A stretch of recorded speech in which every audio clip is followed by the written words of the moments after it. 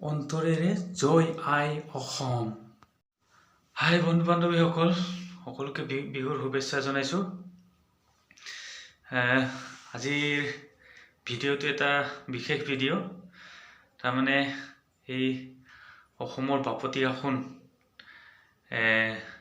তিনিটা বিহুৰ বিশেষ এটা বিহু, ভোগালী বিহু সম্পৰ্কীয়।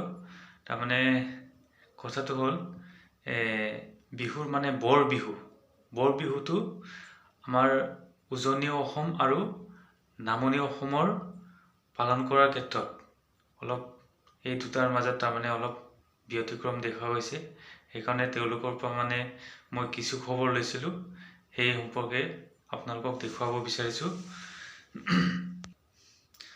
আচলতে কথাটো কেনেকৈ ওলাল, তাৰমানে মই বিহুৰ মাজতে আমাৰ মা দেউতা আমাৰ ৰুমলৈ আহিছিল।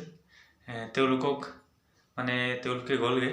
তেওঁলোকক তাৰমানে ট্ৰেইন ষ্টেচনলৈ আগবঢ়াই লৈ যাওঁতে তাৰমানে তাতে ট্ৰেইন ষ্টেচনৰ ওচৰতে তাৰমানে মেজি জ্বলাই আছিলে তাৰমানে। কিন্তু সেই মেজি জ্বলোৱা তাৰিখটো অলপ মানে ব্যতিক্ৰম। তাৰমানে আমাৰ উজনিৰ ফালে এই সংক্ৰান্তিৰ দিনাই তাৰমানে আমাৰ মেজি জ্বলোৱা হয় আৰু বৰ বিহু পালন কৰা হয়।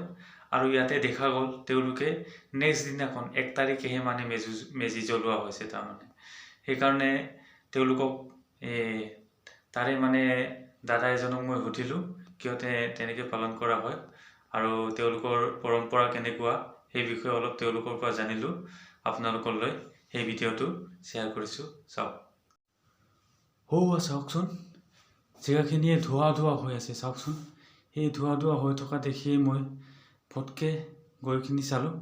তাৰমানে মেজি জ্বলাই আছে এইফালে। চাওকচোন, ধুনীয়াকৈ মেজি জ্বলাই আছে তেওঁলোকে। সেইকাৰণে মই মানে ষ্টেচনৰ মানে ঠিক কাষতে তাৰমানে পাছফালে তাৰমানে ৰৌতা বুলি কয় জেগাটো, ৰৌতা বাগান। চাওকচোন, মই আপোনালোকক দেখাই থাকোঁ, চাওক।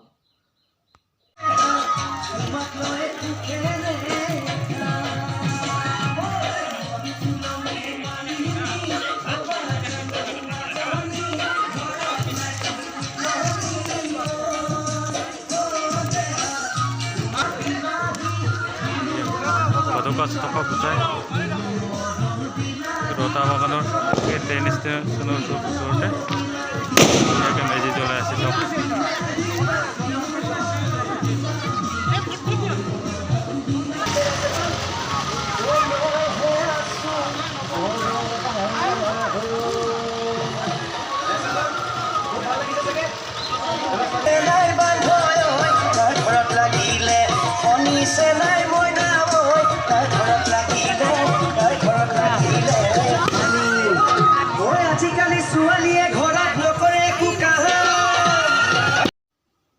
আৰু কিছু মুহূৰ্তৰ পাছতে মই দাদা এজনৰ পৰা সুধিলোঁ কিয় এনেকুৱা অলপ ব্যতিক্ৰম।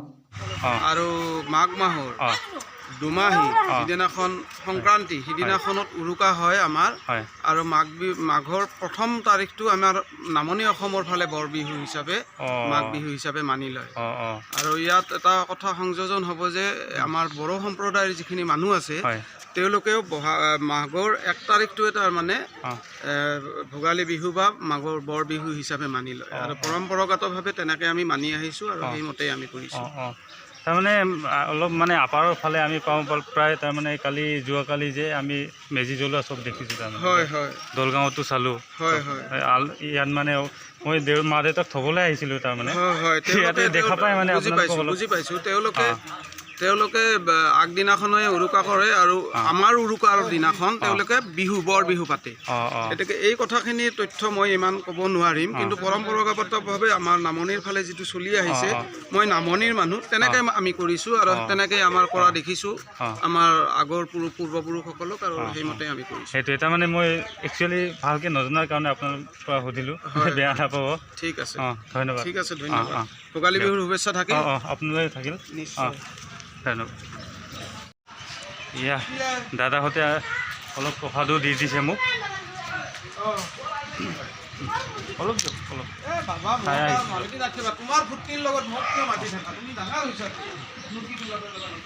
ধন্যবাদ।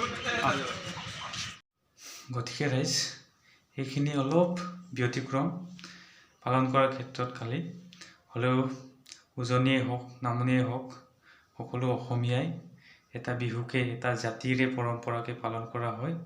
গতিকে চবে যদি নিজকে অসমীয়া বুলি অনুভৱ কৰে, নিজকে অসমীয়া বুলি ভাবে, তেতিয়াহ'লে ভিডিঅ'টো অলপ শ্বেয়াৰ কৰি দিব। উজনিয়ে ইয়াৰ কথাটো বুজি পাব আৰু নামনিয়ে বুজি পাব। চবেই একেলগে সম্প্ৰীতিৰে জীয়াই থকাৰ এটা এনাজৰী চবৰে মনতে সৃষ্টি হ'ব। গতিকে শ্বেয়াৰ কৰি দিব, ছাবস্ক্ৰাইব কৰি দিব চেনেলটি আৰু লাইক কৰিবলৈ নাপাহৰিব। ধন্যবাদ।